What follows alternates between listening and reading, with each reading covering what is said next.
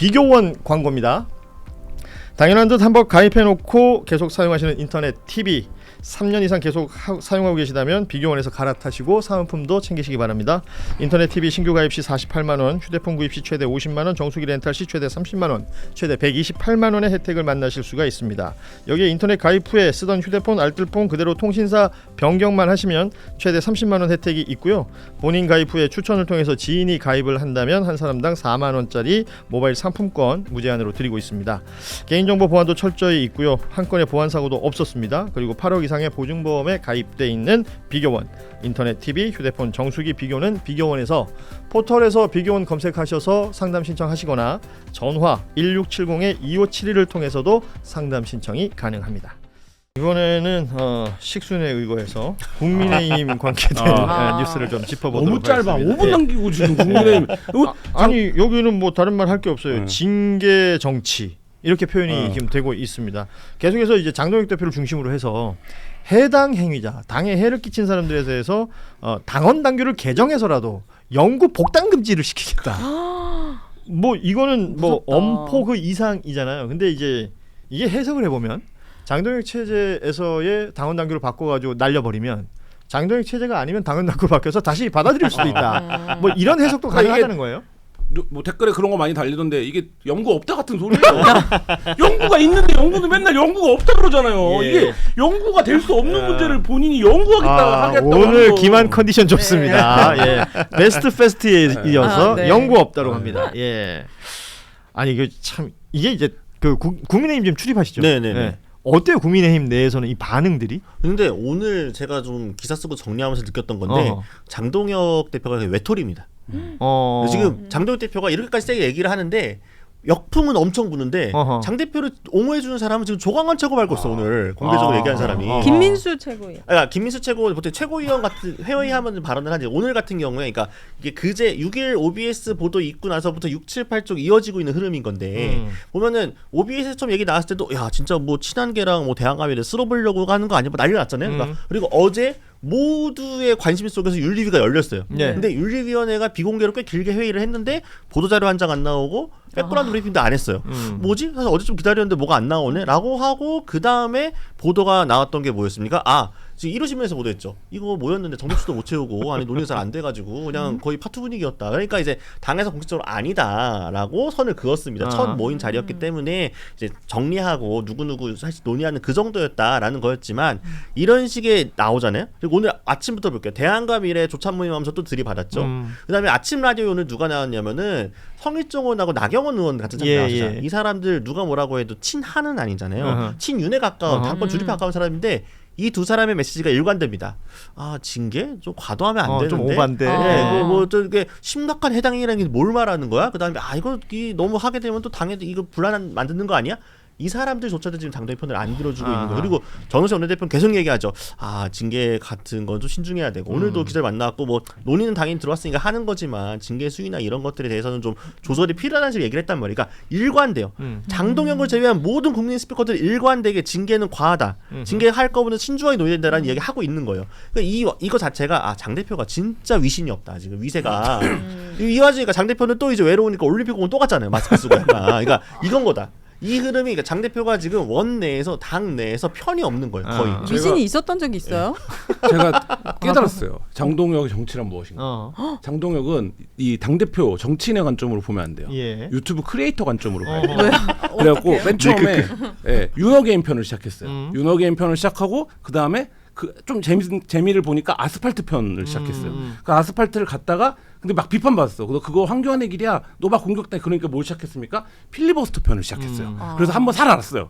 그러고 나서 다시 단식 편도 하고 그리고 뭐 중간에 워싱턴 특집도 하고 그 다음에 커피 한 잔 할 자유 편도 하고 그러니까 계속 뭔가 본인이 이번 달에 끝난다. 다음 달에 장동혁 끝난다. 선거 전에는 끝난다. 워싱턴 갔다 오면 끝난다 하는데 안 끝나. 왜? 다음 편을 내.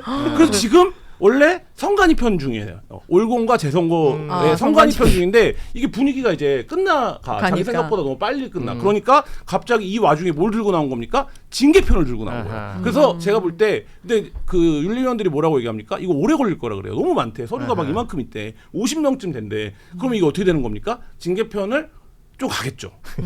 이 징계편을 가는 동안 징계편이 가는 동안 대표를 쫓아낼 수는 없잖아요. 왜냐면 아하. 징계 결과는 보고하자 이렇게 얘기할 거 그렇지. 아니에요. 그럼 이 한두 달 시간을 벌고 그 다음에 이게 마무리돼서 징계 없다 이렇게 되면 다음 편을 갖고 온다.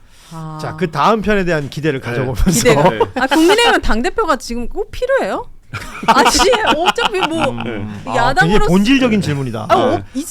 지금 이재명 정부도 잘 하고 있고 음. 야당에서 공격다운 공격을 아예 못 하고 있잖아요.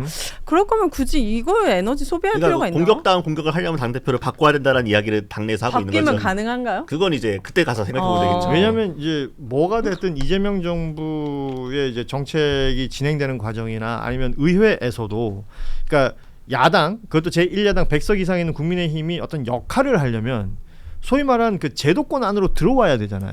일단 상임위에도 참여를 하지 네. 않고 있죠.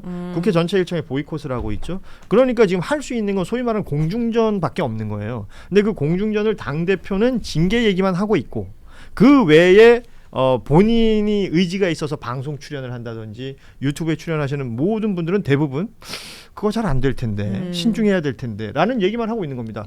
이 당은 어느 방향을 지금 가리키고 있는 것인가? 국민의힘은 지금 과거신 기자 출입하지만 국민의힘의 여러 이제 말하자면 조직 기구들이 있잖아요. 어디가 돌아가는지 하나도 몰라요. 오직 돌아가는 한 군데, 싱싱 돌아가는 한 군데, 윤리위원회. 네. 네. 아 윤리위원회. 예. 아. 아무튼 윤리위는 어제 했는데 뭐 아까 얘기했지만 연구 없다. 뭐 요 정도로 예, 마무리가 되는 것 같습니다.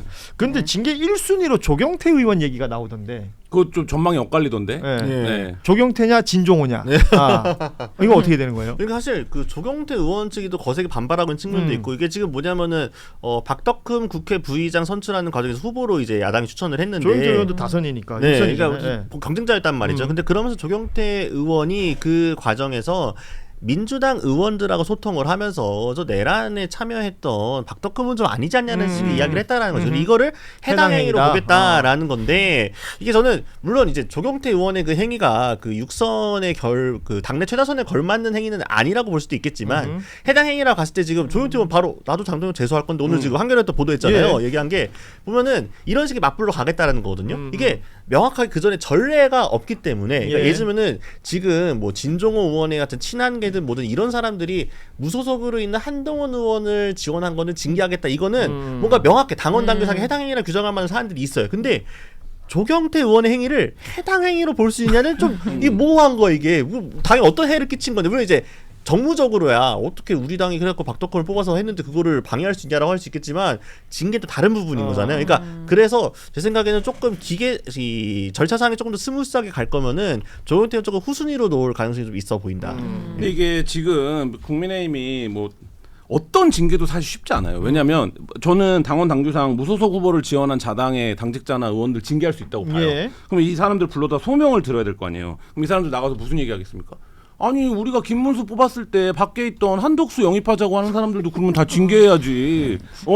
그때 그래서 당원 당규상에 규정된 대선 선출 규정도 다 무시하고 새벽에 그 당무 결정 누가 한 거냐? 그 사람들 먼저 징계해라라고 하면 아 그래요? 잠깐만요. 보내야 돼. 잠깐 보내야 돼. 일단 Wait a 보내야 돼. minute. 또 예를 들어서 합리적인 비판이다. 누구 예. 불러다가 야 너는 우리 당 후보가 박민식인데 왜 박민식을 후보 감이 아니라고 비난했냐? 아 내가 지상파 라디오 아침에 출근하다 들어보니까 조광한 최고는 지상파 나와갖고 오세훈 후보한테 무능한 시장을 4선 동안 뭘 했냐고 하던데 조광한도 징계해라. 또 이래요. 소명을 해.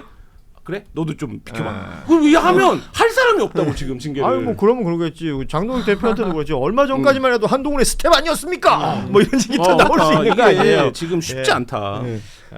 이런 상황이 지금 국민의힘의 상황입니다. 그래서 이제 국민의힘이 목소리를 내는 이제 영역들을 보면 그날 뉴스가 되는 것들이 있으면 어찌됐건 이재명 정부의 방향성과 반대되는 얘기, 거기에 대한 비판적인 목소리들은 꾸준히 내고 있어요. 그리고 민주당이 주도해서 입법해왔던 법안들에 대해서도 이 얘기를 하는데 최근에는 역시 개정된 정보통신망법 관련된 이야기를 하고 있습니다. 사실은 이거는 이게 야권에서 비판하는 목소리와 언론이나 시민사회가 비판하는 목소리가 약간 결이 다른 다르죠. 것 같아요. 아, 네. 그래서 요 얘기도 좀 해볼 필요가 있을 것 같은데 정보통신망법이 개정된 것은 뭐 소위된 잘못된 정보, 가짜뉴스, 허위 정보 등을 이용하여 방송을 하고 그 방송으로 수익을 창출하는 사람. 그래서 그런 사람들 중에 2차례 이상 법원의 어떤 판단을 받은 사람 이런 사람들이 또 했을 경우 최대 10억까지의 과징금을 물린다라는 내용이 되는데 이 사이에 허들이 뭐 굉장히 여러 가지가 있잖아요. 그런데 이게 오늘 중앙일보가 그런 기사를 썼던데 이젠 댓글도 못 다는 건가? 뭐 이런 식의 취지. 그거하고는 또 다르다는 거 아닙니까? 이건 우선 누가 고발을 해야 되는 거예요? 그 사람이 허위 사실로 이렇게 방송을 했다? 그러니까 그 당사자에 대한 고발도 고발인데 이것을 운용했던 플랫폼 네. 뭐 이제 우리로 치면 뭐 유튜브 등이 그쵸. 되겠죠. 네. 여기에 대해서 자체적으로 심의할 수 있는 시스템을 만들어 가지고 자율 심의를 만들어라. 뭐 그것도 조건이 있어요. 뭐 10만 이상의 구독자, 뭐 조회수는 얼마 이상 등등이 되는 네. 채널들에 대해서는 그런 걸 자체적으로 해야 된다라고 네. 했는데 그게 걸러지지 않았고 앞서 얘기 드린 것처럼 그런 걸로 인해서 2번 이상의 처벌이 있고 뭔가 이제 조건이 갖춰졌을 경우 네. 과징금을 물 수 있다. 그리고 이건 형사법이 아니기 때문에 그러니까 민사장의 조치고 그 과징금을 묻는 것도 그 플랫폼이에요. 그러니까 그렇죠. 유통을 업으로 하는 자한테 물리는 거예요. 그러니까 이게 김한이 잘못했다고 해서 김한한테 과징금을 물리는 게 아니라 네, 한결에 주커버그 같은 애한테 물리는 거예요. 그러니까 여기는 이제 유튜브가 되겠죠. 네. 유튜브니까 뭐 여기는 한결하니까 한결한테 물릴 수 있고 이런 건데, 그러니까 이게 독일에서도 했었던 건데 가짜뉴스 관련된 거를 할 때 뭐냐면 그 발언을 하는 사람은 어쩔 수 없죠. 그걸 다 일일이 쫓아다니면서 할 수가 없으니까 이 가짜뉴스나 혹은 악의적인 혐오 표현을 하는 사람을 저 변두리로 밀어내라. 그거는 니네가 이 플랫폼을 하면서 떼돈을 버는 니네가 갖고 있는 사회적 책무에 가깝다. 그러니까 이걸 밀어내야 된다. 자꾸 안 보이게 해야 된다. 이걸 자꾸 노출시키면 안 된다 해서 근데 만약에 발각이 돼요. 그럼 그것만 발각해요. 그걸 발각을 하면 이 업자를 처벌하는 게 독일이나 유럽에서 지금 가짜뉴스나 혐오 표현에 대처하는 방식이에요. 그러니까 저는 그 골격을 가져온 거기 때문에 지금 얘기하고 있는 여러 공포적인 얘기들은 사실 맞지 않는 건데, 근데 다만 그러면 두 가지 전제가 필요해요. 하나는 뭐가 필요하냐면 그 사회가 어떤 표현을 혐오나 혹은 차별이나 가짜로 할 거냐에 대한 합의가 있어야 돼요. 이거는 있어야죠. 우리로 네. 치면 차별금지법이고 새로 입법을 한다면 혐오표현 금지법이나 혐오표현 구제법 같은 입법이 필요해요. 그러니까 이거가 전제가 돼야 네. 이 정보통신 망법에 상해서 플랫폼 사업자들이 임의적으로 판단하기가 어렵잖아요. 그러니까 기준이 삼는데 지금은 그것도 플랫폼 사업자가 자율심의에서 만들어라고 하는 거는 저는 이 법에 운영하는 본령은 좀 피해간 거라고 봐요. 그러니까 그 지점은 비판할 수 있고, 또 하나는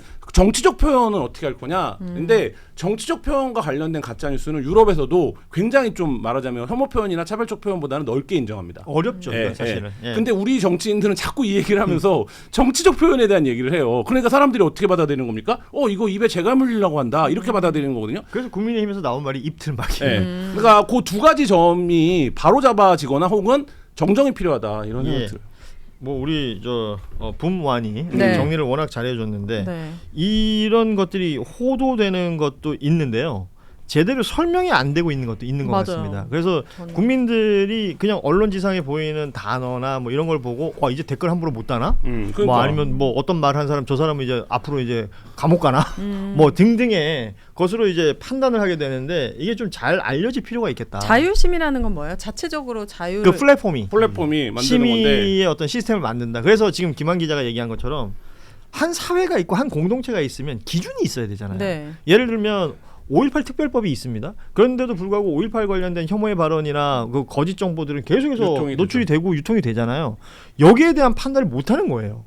법이 있는데도 우리나라는 네. 지금. 근데 이런 모든 것들이 오늘 얘기했던 이병태 같은 인물만 해도 그게 표현의 자유래잖아요. 그렇죠. 그러니까 이럴 때 어떻게 될 것이냐. 이런 거 굉장히 중요한 포인트가 네. 되는 건데 이제 그런 것들까지 거시적으로 다루지 않고 이렇게 방송되는 부분들, SNS에 게시되는 부분들 이런 것들에 대해서 기준을 정한 게 정보통신망법 개정안이 되는 거니까 참 이게 어렵다. 직접적으로 걸릴 만한 사람 어려워요. 저는 많지 않을 거라고 네, 봐요. 많지 않아요. 그러니까 이게 사실은 이 망법은 조금 디테일하고 차분하게 토론이 필요한 부분이라고 보고 저는 약간 우려를 하고 있긴 해요. 근데 지금 이 토론을 막는 게 누구냐? 국민의힘이다. 애들이 다 검은 마스크 끼고 나와가지고 아침부터 회의한다고 하고 이틀망법이라고 하고 논평 내고 막 뭐 하니까 사실관계에도 맞지 않는데 호도되잖아요. 이게 네. 잘못된 공포심만 부추기게 되고 실제로 이 법이 왜 생겼고 뭘 추구하는 거고 뭐가 한계인지 토론이 안 되는 되는 거예요 전혀. 그러니까 쟁점이 거기로 안 서는 거죠. 그러니까 예를 들면은 이 법 같은 경우에는 물론 그 선의가 분명히 있는 법이거든요. 그러니까 보면 실질적으로 그런 가짜 뉴스 때문에 피해보는 일반 시민들이 있어요. 명예훼손당하는 사람들이 있어요. 그 사람들의 구제 수단이 필요한데 그렇죠. 손해배상할 거면 어떻게 해야 되냐? 그 근거가 필요하다. 그리고 이거를 유통하고 있는 이 플랫폼도 분명히 책임을 져야 되는데 그 책임 뭐로 물을 거냐? 이것 때문에 만들어진 거잖아요. 근데 조금 다르게 생각하면 뭐냐면은 지금도 이 법이 시행되기 전에도 예를 들면 네이버 블로그 같은 걸 봤을 때 네. 내가 실제로 피해 입은 거, 내가 어떤 식당에 갔든지 아니면은 뭐 병원에 갔든지 이게 뭐 의료 사고가 됐든 뭐 식당에서 뭔가 갈등이 있었던 내가 실제로 겪은 일에 대해서 내가 고발하고 문제를 제기하려고 글을 쓴 건데 네. 다 블라인드 처리하거나 삭제 처리한단 말이에요. 플랫폼에서 저쪽에서 문제를 제기하니까 그럼 이런 식의 문제 제기를 어떻게 그거를 막히는 게 맞는 거냐? 근데 이 법이 있으면은 그게 더 가속화될 수 있죠. 플랫폼은 자기 우리 책임 못 안 질 거니까 그런 식의 정보를 조금 더 누군가의 명예를 훼손할 만한 정보를 다 차단시킬 거야 하는 건데 이게 또 뭐냐? 우리나라 사실적시 명예훼손이 아직도 살아 있어. 그렇죠. 이게 미국 같은 경우에는 이게 없잖아요. 없으니까 이게 밸런스가 맞을 수가 있는 건데 이거가 또 좀 안 맞고. 얽히죠. 네, 그러니까 이게 보면은 분명히 필요한 법일 수 있고 우리 사회에서 조금 특히나 쇼츠화되고 밈화되면서 되게 일반 시민들까지 명예훼손당하는 경우들이 자주 일어나기 때문에 분명 특수성상 어느 정도 필요성은 인정되지만 지금이 최선이었나 이 설계가 과연 베스트인가에 대해서는 좀 돌아볼 필요가 있다. 그래서 저는 관련해서 명예훼손으로 고소도 한 번씩 당해보지 않았습니까? 한 번이요? 그러니까 김한 기자는 뭐 여러 차례인 걸로 알고 있고 과우신 기자도 여러 차례 저도 있겠죠. 가봤습니다. 예. 네. 오윤희 씨는 저기 저는 이제 특히 덕수 씨가 덕분에 거울방 있잖아요.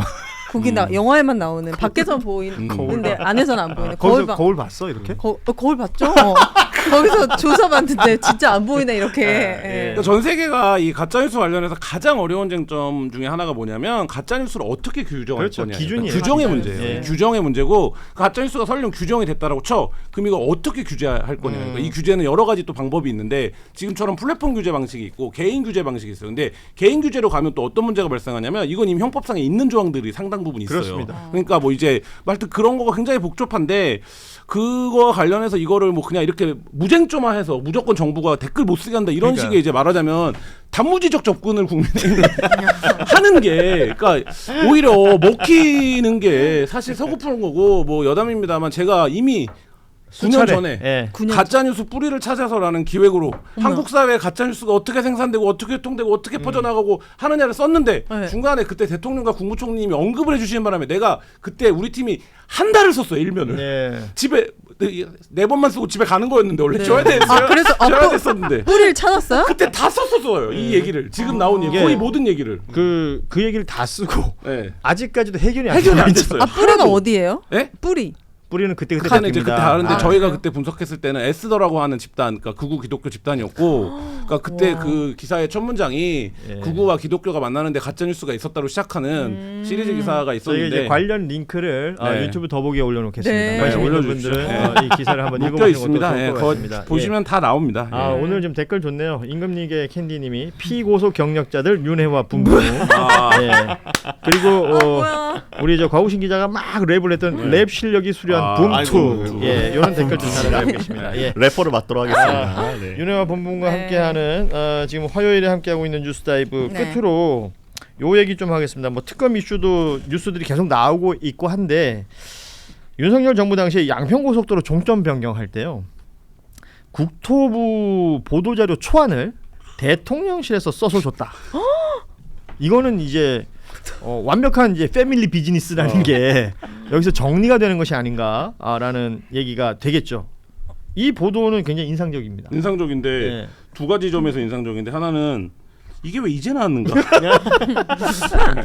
다 알고 있었던 거 아닌가? 네. 아. 이게 물증을 확보한 게 아니라 진술을 지금 확보했다. 진술을 들었다는 거죠? 이분이 조사받은 지는 꽤 됐는데 국토부 서기관 이모 씨라고 네. 지금 나와 있죠. 그러니까 왜 네. 이게 지금 이제 나왔는가 이거고. 그러니까 정말 이게 이제 당시에도 이 방송에서도 제가 얘기하지 않았나요? 네. 그때 경제부 1분과 추경호 최상목이에요. 추경호 최상목 국토부 차관 원희룡 이렇게 4명이거든요. 그러면 이게 왜 여태까지 수사가 그리고 누가 보더라도 이 사업은 단일 패밀리가 수혜를 입는 거잖아요. 경제 1분가라고 얘기하면 네. 당시 인수위를 얘기하는 인수위 겁니다. 경제 예. 1분가. 그러면 이거가 이렇게까지 오래 걸릴 일이었나라는 생각이 들고 그래도 이제라도 이거에 대한 지식 개선이 밝혀진 거는 다행이고 빨리 수사를 특검이 지금 시간이 얼마 안 남았거든요. 예. 빨리 했으면 좋겠다. 지금 원희룡 전 장관님 어떻게 하고 계세요? 그러니까 지금 이 원희룡 전 너무 장관도 궁금해요. 그러니까 JTBC 보도 내용인데요. 그러니까 원희룡 장관이 내부 회의에서 그런 얘기를 했다는 거예요. 이대로 진행하면 수사받을 수 있다. 근데 지금 우리가 다 알다시피 이제 원희룡 전 장관은 종점 변경에 있어서 본인이 잘했다라고 얘기하고 있는 거 아니에요? 그리고 그거 못하게 하니까 백지화 시켜버렸지 않습니까? 그리고 소환장을 보내는데 수치 불명돼요. 계속. 아직도? 네. 그러니까 안 받아. 네. 그러니까 이 원희룡 전 장관에게 지금 할 수 있는 의심은 이미 그때 위법성 이런 걸 다 알고 있었던 것 아니냐라는 얘기가 자연스럽게 나오고 있는데. 근데 지금 특검 수사의 문제가 뭐냐면 이거 본건에 대한 수사가 아니에요. 그렇죠. 본건에 대한 수사가 아니라 원희룡 장관이 백지한 거에 대한 수사예요. 직권남용이에요. 그러니까 이 수사기 때문에 원희룡 장관이 지금 전 장관이 이렇게 당당한 거예요. 근데 지금 이 부분은 본건에 대한 증거가 나온 거거든요. 그래서 제가 왜 이 시점에 이게 나왔냐라고 보면 지금 이 직권남용 수사에서 원희룡을 아직 부르지도 못했어요. 그러면 이 수사가 결국에는 안 될 가능성이 높은 거예요. 그러니까 특검 쪽에서 저는 의도적으로 이게 우리가 수사할 거리가 있어요. 이거를 이제 보여주는 것 그렇죠. 같은데 그래서 저는 그게 답답하다는 거예요. 그러니까 왜 이게 이제 지금 할 나오냐는 일이냐. 이 답답함은 많은 분들이 공감하실 것 같습니다. 특검에 대한 소위 말하는 피로감 네. 이런 것들이 분명 존재하는 것 같고요. 그럼에도 불구하고 종합특검 같은 경우에는 지금 그러니까 법을 좀 개정해서라도 특검법을 개정해서라도 수사기간 연장을 또 요구한다라는 보도도 나오고 있습니다. 이런 것들을 사실관계 정확히 밝히고 관련된 처벌이 정확히 이루어지는 것이 굉장히 중요할 텐데 왜 이렇게 시간이 오래 걸리는 것인지 답답합니다. 너무 당당했던 모습이 정말 아니, 저는 선명하거든요. 첫 번째 원희룡 특검 전 장관. 끝났을 때 뭐 페이스북에 되게 당당하게 오랜만에 등장하셨고 막 글도 남기고 그랬어요. 뭘 거치겠어요. 막 네. 그랬던 기억도 나는데 뭐 그랬거든요. 일타 강사였잖아요. 아, 네.